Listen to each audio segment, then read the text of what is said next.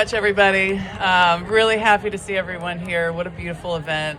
Thank you so much to Indivisible 1431, to Swerve Left, to all of you for being here. Let's see. Yeah, my name is Lynn Cowles. I am a community health worker. I've been a community health worker in Texas for about a decade. Any other community health workers in the house? Raise your hand. Oh my gosh, yes, I love it. Well, thank you so much for being here. Community health workers have a really unique position in our healthcare sector in Texas because, we'll talk a little bit about this together, but healthcare is too complicated. Everybody's had an issue with prior authorization. Everybody has had an issue with a 3-month wait to see an endocrinologist. Some of us have not been able to see a doctor in our state because we don't have the specialists that we need in Texas. And as we see our laws changing with respect to certain groups of people's access to healthcare, right? Women's access to healthcare, our LGBTQ neighbors and allies' access to healthcare. We're losing doctors across the state of Texas. People are leaving our state. Medical students are not coming here. They're not raising families here, and they're leaving Texas, leaving Texans without access to the providers that we need. So, community health workers are vital parts of our healthcare system in that they help people around the state navigate all the different complicated pieces of the healthcare programs that we have to give people access, like Medicaid, like marketplace health insurance. Probably a lot of people here have employer health insurance.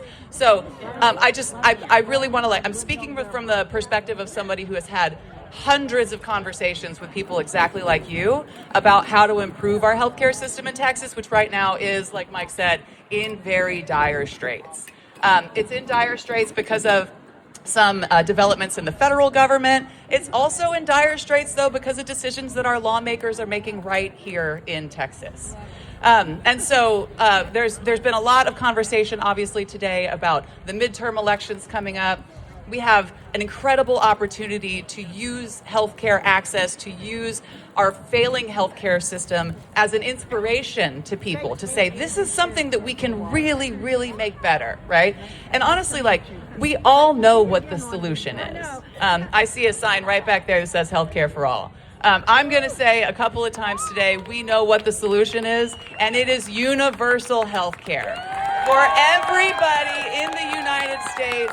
I don't care what your immigration status is. I don't care how old you are. I don't care what your employment status is. Universal healthcare is the money saver, and it's the life saver that we need in the United States. So I'm going to do this a couple times, get everybody kind of pumped up. I can't follow Justin. Oh my God, he was amazing, right? But I'm going to try. So when I say universal, you say healthcare. Universal healthcare. Universal healthcare. One more time. Universal healthcare. Yes, we lift it up, right? We make it real. And so, there has been a lot of talk about the immigrations and customs enforcement issues that we have in Texas, about the war in Iran. Those things are so important and absolutely interconnected to our healthcare problems as well, right? Where we spend our money is, people talk about budgets being moral documents. Where we spend our money tells us where our priorities are. I'm looking at signs and I'm just like, oh, that's an amazing one. Because we're spending money on wars in Iran, because we're spending money, billions of dollars on the Department of Homeland Security, we're not spending money on our healthcare system, right? And so what we're thinking about here in Texas and around the United States is a massive reorientation that honestly, will not save it. Universal health care will not save money for the United States, but it will cover everyone and drop the cost of health care across the board, right? So what we're doing here is we're recognizing our social contract. We're recognizing the commitments that we all make to each other when we talk about our healthcare system. We have this agreement in the United States that most of us still live by, that we will not stand by and watch our neighbors and our loved ones suffer with chronic disease, with treatable healthcare conditions, and with conditions like hunger or lack of access to education that we call in Texas non-medical drivers of health, right? These are the components of people's lives that make 80% of our health happen. So what happens in the doctor's office makes up 20% of our actual healthcare conditions. The rest of our healthcare conditions come from our lived environment, they come from our jobs, they come from our ability to communicate with community members, churches, family members, right? Like social engagement. These are all the things that make up 80% of our access to healthcare, or I'm sorry, of our actual healthcare conditions. So when I talk about universal healthcare, I'm talking about that 20%, right? The 20% of things that we do have access to control over in doctors' offices. But the other 80% comes from all the other budget items that we need to fund across the state and across the country. So we need to pull that money out of our wars. We need to pull that money out of the Department of Homeland Security, and put it back where it belongs, in the priorities of people, and everyday Texans like us. So again, I'm just so glad that we're here. I do want to talk a little bit about some relationships that we have seen in the last year, right, between our federal government and our state government, specifically the 2025 federal budget bill, H.R. 1, otherwise known as the One Big Beautiful Bill Act. Boo, absolutely. This bill cut $1 trillion out of Medicaid over the next 10 years. $1 trillion from the most important, most stabilizing, most financially stabilizing medical care system that we have in the United States for low-income people in Texas, children, in Texas, pregnant people, and in Texas, disabled people. We have never taken billions of dollars, these are state lawmakers in Texas. We in this crowd, our state lawmakers in Texas have never accepted billions of dollars of funding from the federal government to expand Medicaid to low-income adults in Texas. So we have the highest uninsured rates in the country in this state. Boo. We have the highest rates of uninsured children in Texas and the highest rates of uninsured adults in Texas. This is, for a state with the gross domestic product that we have, this is unconscionable. It's disgusting. And again, like we're leaving billions of dollars in the federal government for ideological reasons that nobody in this crowd has voted for, right? And so not only do we need representation in the federal government, but we need representation in our state government. And really importantly, what we all have access here to is proximity to the Capitol. We have proximity to the Texas Capitol, where people are going to meet every single day between January of 2027 and June of 2027, and they're going to set our state budget, and they're going to make decisions about our access to health care and who can access that health care, right? What populations of people are we focusing on in the state? Children, of course, are important, but also so are the immigrant families who are doing the jobs and who are also paying the taxes in our state. So is everybody who has access to an employer health insurance plan that they can't pay for, that costs too much, right? So is everybody who has access to a chronic condition that gives them access to a healthcare program like Medicare. All of these things are partially governed by the state and partially governed by the federal government. So it is complicated. So there are groups, though, that exist to help all of us best advocate for ourselves, for our families, for our communities, for Texas, and for the United States. We've got some state-based groups, right? We've got some national groups that can be really helpful. But I wanted to also just flag, and I'm getting all over the place, but I'm really really excited to have this conversation with you. The big beautiful bill that I mentioned earlier. I want everybody to know, right? Very very much boo. I want everybody to know that there is a national initiative right now, sponsored by an organization that is like basically a marketing firm that the Republican Party uses to advance certain initiatives around the country. And what they're trying to do is rebrand H.R. 1, or the One Big Beautiful Bill Act, as the Working Families Tax Cuts Act. And we cannot let this happen, right? So every single time we see somebody roll around Central Texas with a campaign, with a town hall, with a meeting, you can meet with these folks too, right? Chip Roy's office is not that far away. So many meetings that we can have with many people, but we cannot let them accomplish this rebranding, right? This is a move to say H.R. 1 puts money into the pockets of low-income people and middle-income people across the state. It does not, right? It makes it harder for low-income people to access the Earned Income Tax Credit. It makes it harder for people to access the child tax credit for low-income folks. And what we need, again, is a reorientation of our federal and state budgets so that we prioritize the systems that are important to us. Education, our workforce, our ability to get jobs, our health care, right? So I'm going to say it one more time, just bring everybody back in. When I say universal, you say healthcare. Universal healthcare. Universal healthcare. Thank you so much. I'm not done yet. There are incredible state groups, like I mentioned, who are doing really, really good work. What'd you say? Okay, cool. Thanks, Mike. There are really, really incredible groups across the state that are doing very, very good work right now.